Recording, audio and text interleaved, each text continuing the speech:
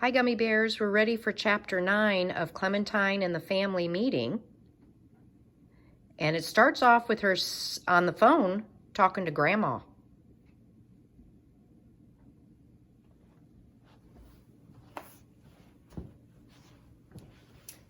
After dinner, my grandmother called and asked to talk to me. I got your letter.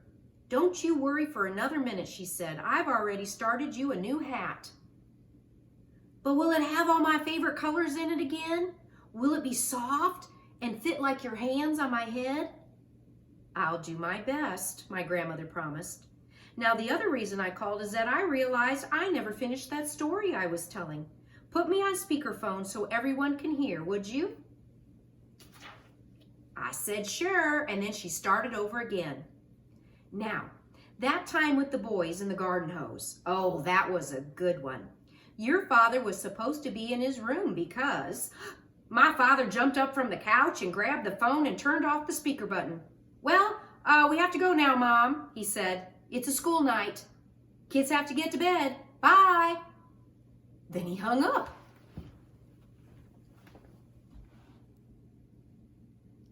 He must really not want anybody to know what he did with the garden hose.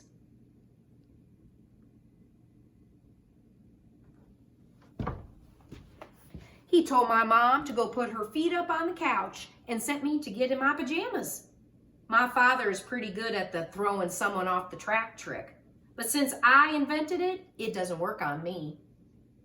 I raced into my pajamas in 5 seconds flat. So what happened with the garden hose, I asked, getting back into the living room. Did you squirt Uncle Frank? Was it summertime? Your father's finishing up the dishes, Mom said from the couch. I'd like to hear the end of that story too. So why don't you? Hey, what in the... Then she jumped up from the couch more suddenly than I think people should do when they are growing another actual person inside them, and she yanked up my pajama legs. What happened to you? She cried. What in the world? You look like you were run over by a train. I looked up. From the knees down, it did look like I'd been run over by a train.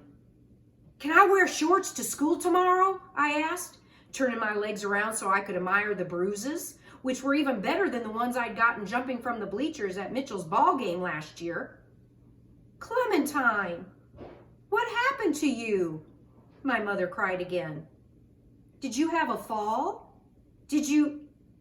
Oh, for heaven's sake. She clapped her hand to her forehead. Bill, she called. When my dad poked his head out from the kitchen, she pointed to my legs with an I told you so look. Oh, my dad said, coming over to take a closer look. Battle wounds from the tools. Sorry. Does it hurt, sport? No, it feels great. Can I wear shorts tomorrow? Look at all the bruises on Clementine's legs. The wrench, the hammer, the screwdriver, they've been banging against her legs from the tool belt, and they gave her bruises all over her legs. Absolutely not, my mother said. It's the middle of winter, and people would think, well, I don't know what they'd think, but it wouldn't be good. And the other thing you can't wear is that tool belt anymore. Mom, no, I cried. My mother folded her arms across her chest.